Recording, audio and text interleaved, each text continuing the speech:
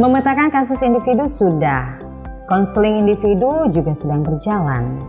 Lalu apalagi ya yang bisa saya lakukan untuk membantu peserta didik saya menyelesaikan masalahnya? Setelah melakukan sesi konseling dengan peserta didik, semakin banyak informasi yang pendidik dapatkan terkait perasaan dan jenis dukungan yang diharapkan peserta didik dari lingkungan sekitar.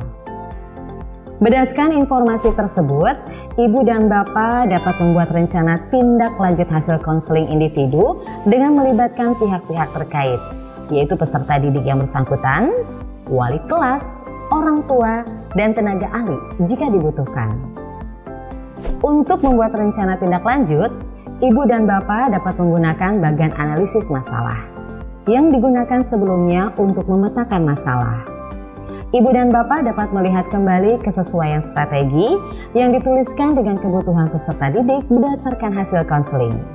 Selain itu, Ibu dan Bapak juga dapat mulai berdiskusi dengan pihak-pihak terkait untuk merealisasikan strategi dan juga membuat kesepakatan bersama.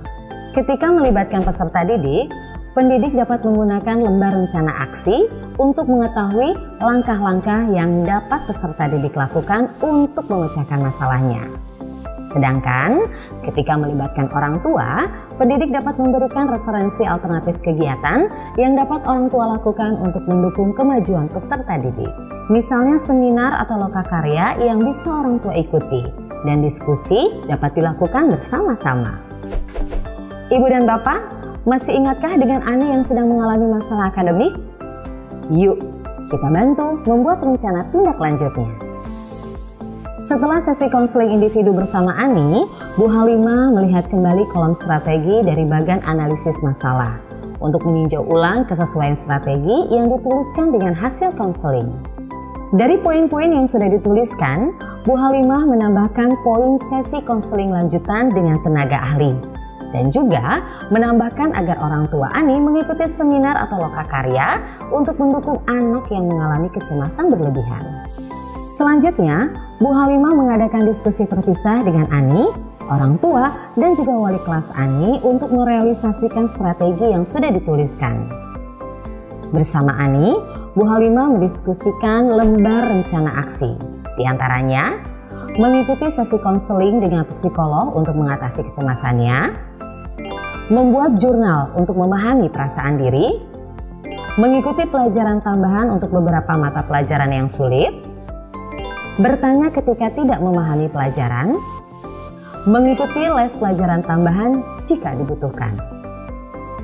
Dengan orang tua Ani, Ibu Halimah mendiskusikan bantuan yang Ani butuhkan dari orang tuanya seperti adanya les tambahan, membuat jadwal belajar bersama, dan juga dukungan dengan meluangkan waktu bersama Ani di rumah. Selain itu, Bu Halimah juga menyarankan dan memberikan referensi bagi orang tua Ani mengenai pelatihan atau seminar yang dapat diikuti. Bu Halimah juga memberikan rekomendasi seperti buku atau film yang dapat ditonton agar orang tua Ani dapat memahami persoalan yang dihadapi Ani. Terakhir, dengan wali kelas, Bu Halimah meminta bantuan untuk berkoordinasi dengan rekan guru mata pelajaran agar memberikan kegiatan berdiferensiasi dan menyesuaikan asesmen yang tepat dengan kemampuan dan kebutuhan Ani. Setelah berdiskusi secara terpisah, Bu Halimah menyusun daftar rencana aksi yang terdiri dari program atau kegiatan yang akan dilakukan, sasaran, dan waktu pelaksanaannya. Selanjutnya, ia mengundang kembali Ani, orang tua Ani, dan Pak Fajar untuk membuat kesepakatan jadwal dari rencana aksi yang sudah dirancang. Sebagai contoh, Ani akan melakukan pelajaran tambahan di sekolah. Sasarannya adalah agar Ani dapat mempelajari dan memahami materi dengan waktu yang lebih lama. Jangka waktu pelaksanaannya adalah di bulan September hingga November. Namun, akan tetap ada observasi secara berkala dalam dan setelah periode tersebut untuk melihat perkembangan Ani. Nah, Ibu dan Bapak, ilustrasi tersebut telah menggambarkan cara membuat rencana aksi dan kesepakatan bersama peserta didik, orang tua, dan wali kelas.